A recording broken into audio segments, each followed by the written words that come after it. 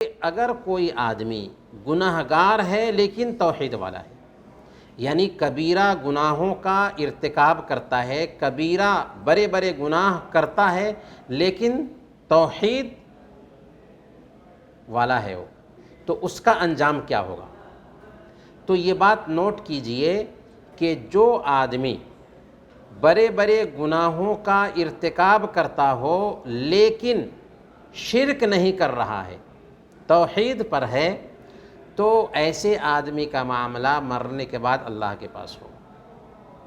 اگر اللہ چاہے گا تو اسے معاف کر دے گا، اور چاہے گا تو سزا دے گا، جہنم میں جلے گا، اور جہنم سے ایک نہ ایک دن ضرور نکلے گا اور جنت میں داخل ہوگا۔ یہ کون؟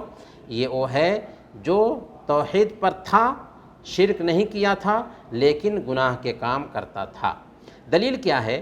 صحیح مسلم کی روایت ہے، اللہ کے نبی صلی اللہ علیہ وسلم نے ارشاد فرمایا، ان اقواما یخرجون من النار یحترقون فیہا الا دارات وجوہہم حتی یدخلون الجنہ، کہ کچھ لوگ آگ میں سے یعنی جہنم کی آگ میں سے نکالے جائیں گے، وہ اپنے چہروں کے علاوہ پورے کے پورے جل چکے ہوں گے، ان کے چہرے نہیں جلے ہوں گے۔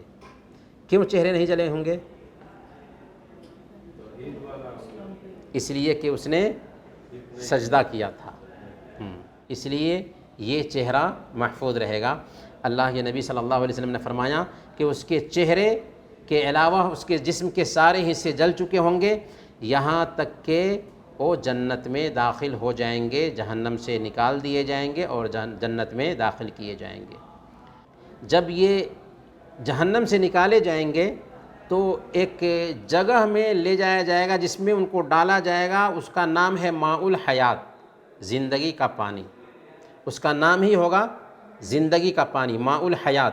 اس میں جب ان کو ڈالا جائے گا تو بالکل ہو بہو ان کی شکل پہلے کے جیسے ہو جائے گی، جیسے وہ پہلے تھے، جیسے وہ اپنی قبر سے انسان کی شکل میں نکلے تھے اسی شکل میں وہ ہو جائیں گے ماء الحیات سے نکلنے کے بعد، بلکہ جنتی کے قابل ہو جائیں گے، جنتی جیسے جس شکل میں ہوں گے نا اس شکل کے قابل ہو جائیں گے، اور ساری جو بیماری تھی جلنے کی وجہ سے وہ ساری کی ساری بیماری دور ہو جائے گی۔ لیکن ایسے جنتیوں کو جہنمی کہا جائے گا۔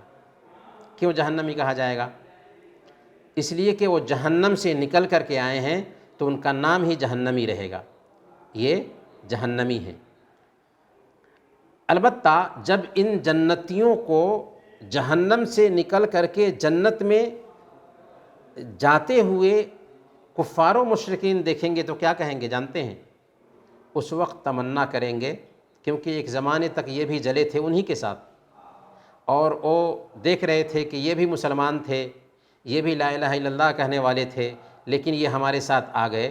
تو جب وہ نکال لیے جائیں گے تو وہ کہیں گے یا لیتنا کننا مسلمین، یا لیتنا کننا مسلمین، کاش کہ ہم بھی مسلمان ہوتے، کاش کہ ہم بھی مسلمان ہوتے، کہ جیسے یہ لوگ نکال لیے گئے ہیں ویسے ہی ہم بھی نکال لیے جاتے۔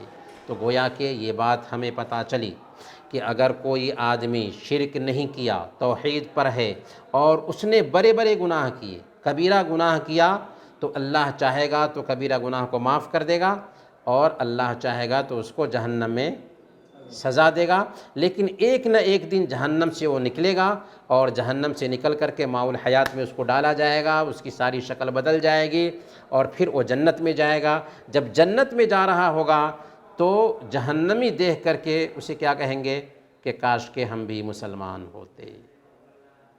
ربما یود الذین کفروا لو کانوا مسلمین، ایک وقت آئے گا کہ کفر کرنے والے تمنا کریں گے کاش کہ ہم مسلمان ہوتے۔ کہیں الحمدللہ کہ ہم مسلمان ہیں، الحمدللہ۔